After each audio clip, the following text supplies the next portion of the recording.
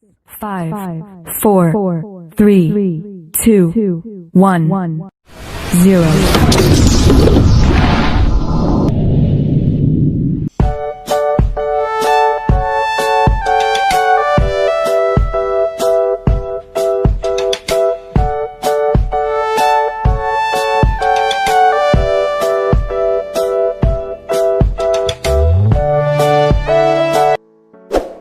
Assalamualaikum warahmatullahi wabarakatuh. Jumpa kembali dengan saya Bapak Toto Priyono di channel pembelajaran online. Pada kesempatan kali ini kita akan belajar pada tema 4, sehat itu penting. Subtema 3, cara memelihara kesehatan organ peredaran darah manusia.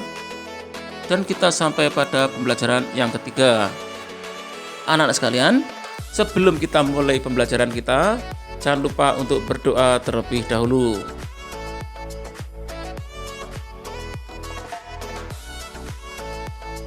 Dayu membacakan pantun buatannya di depan kelas. Pantun Dayu jenis pantun jenaka. Dayu berhasil membuat tertawa teman-temannya melalui pantunnya. Artinya, Dayu berhasil menyampaikan amanat dari pantun itu.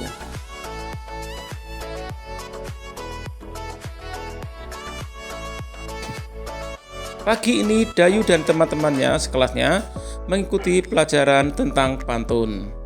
Ibu guru menjelaskan cara membuat pantun. Membuat pantun harus memperhatikan sajak dalam pantun.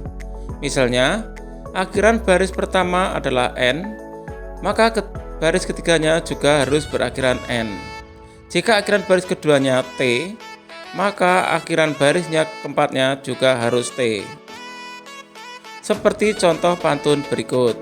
Jalan-jalan dekat pohon, tempat indah hijau rumput. Pada Tuhan kita memohon, sesuai ajaran yang kita anut.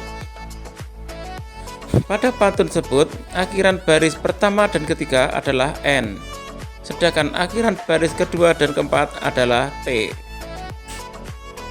Selain saja, membuat pantun juga harus memperhatikan amanat atau pesan yang ingin disampaikan kepada pembacanya. Seperti contoh pantun berikut ini.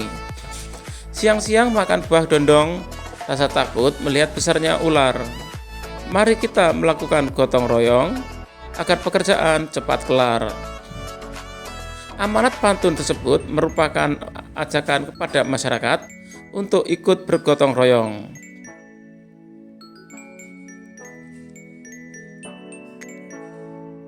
Gotong royong merupakan salah satu jenis tanggung jawab warga masyarakat.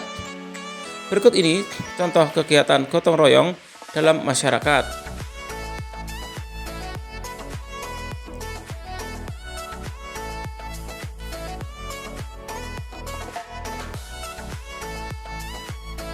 Gotong royong merupakan bentuk kerjasama antara sejumlah orang atau warga masyarakat dalam kehidupan sosial dalam menyelesaikan sesuatu atau pekerjaannya tertentu yang dianggap berguna untuk kepentingan bersama. Unsur-unsur gotong royong antara lain usaha atau kegiatan kerja bersama. Setiap partisipan berpartisipasi menurut kemampuan masing-masing, berdasarkan keikhlasan dan sukarela, tanpa pamrih atau tanpa harapan balas jasa. Kerja atau usaha tersebut bermanfaat bagi kepentingan bersama.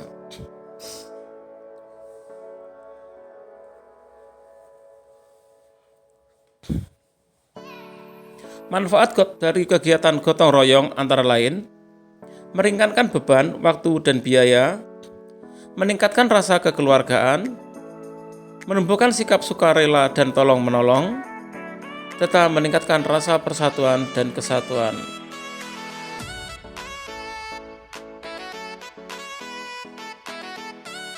Gotong royong memiliki arti penting dalam memperkokoh persatuan dan kesatuan, serta meningkatkan solidaritas dan rasa kekeluargaan dengan sesama. Oleh karena itu, gotong royong menjadi tanggung jawab semua warga masyarakat.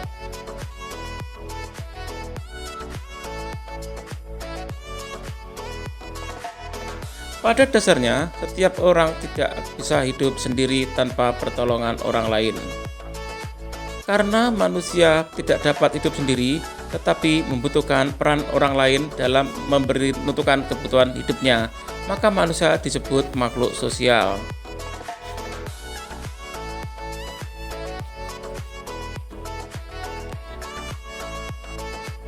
Orang-orang yang saling membutuhkan dan mempunyai kepentingan yang sama dalam suatu tempat yang disebut masyarakat. Hidup bersama dalam masyarakat sangat penting karena Tuhan menciptakan manusia untuk saling melengkapi, saling membantu, dan saling menyayangi, serta saling menjaga hubungan baik dengan orang lain. Untuk menjaga hubungan yang baik dalam kehidupan masyarakat, maka setiap anggota masyarakat hendaknya sadar akan tanggung jawabnya sebagai warga masyarakat. Lalu, apa tanggung jawab kita sebagai warga masyarakat? Untuk mengetahuinya, mari kita lanjutkan pembelajaran kita berikut ini.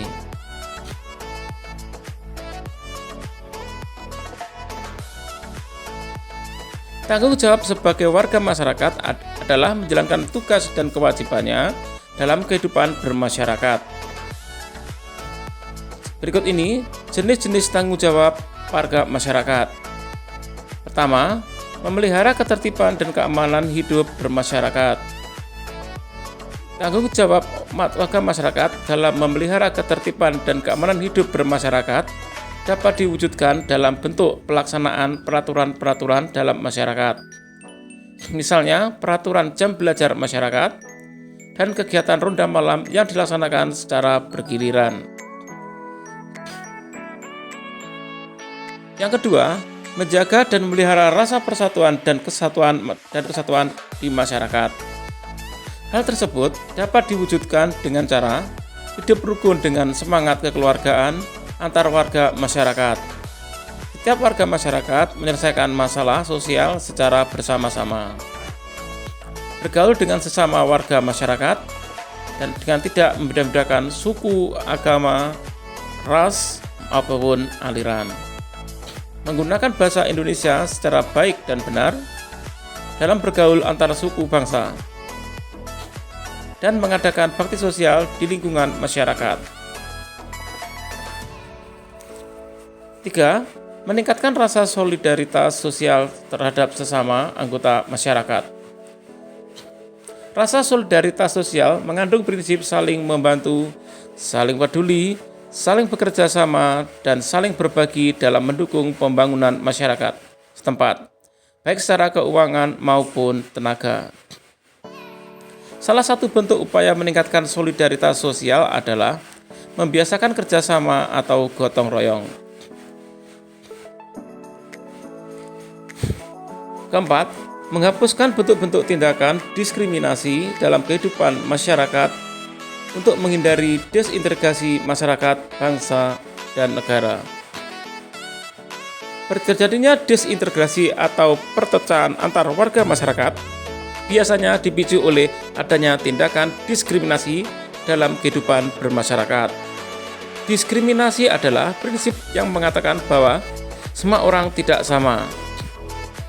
Tindakan-tindakan diskriminasi tersebut hendaknya kamu buang jauh-jauh dalam pergaulan hidup bermasyarakat demi persatuan dan kesatuan antar warga masyarakat.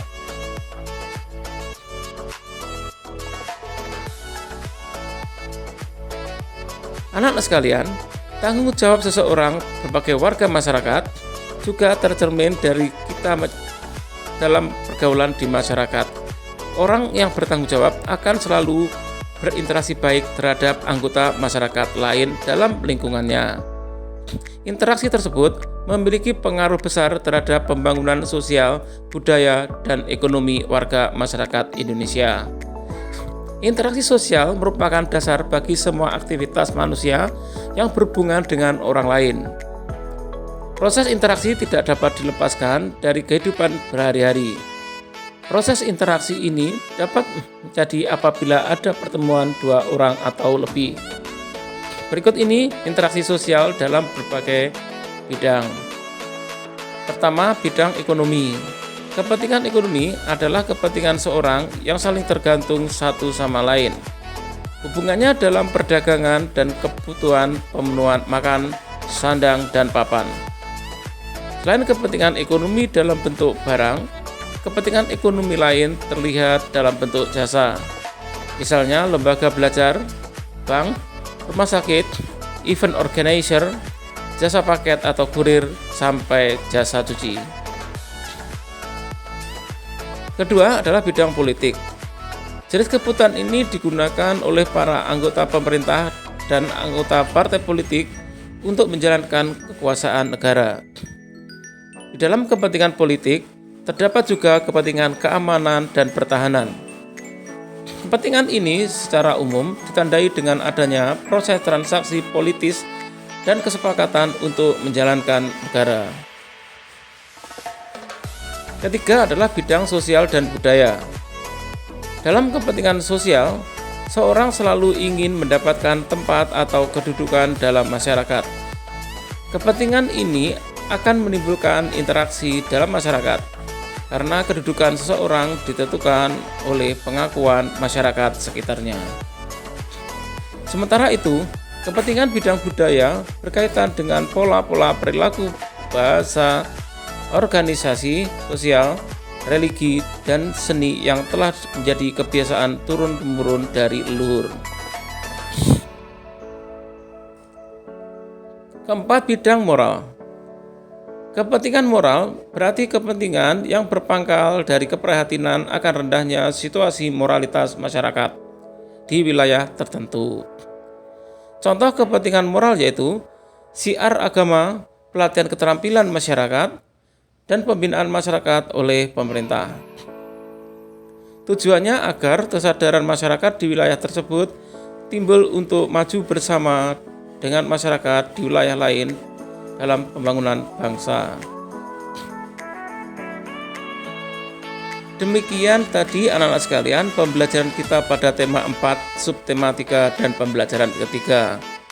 Untuk menguji pemahamanmu, kamu dapat mengerjakan latihan soal yang terdapat pada deskripsi pada video ini. Sampai jumpa dalam video pembelajaran berikutnya. Tetap semangat dan selamat belajar. Terima kasih.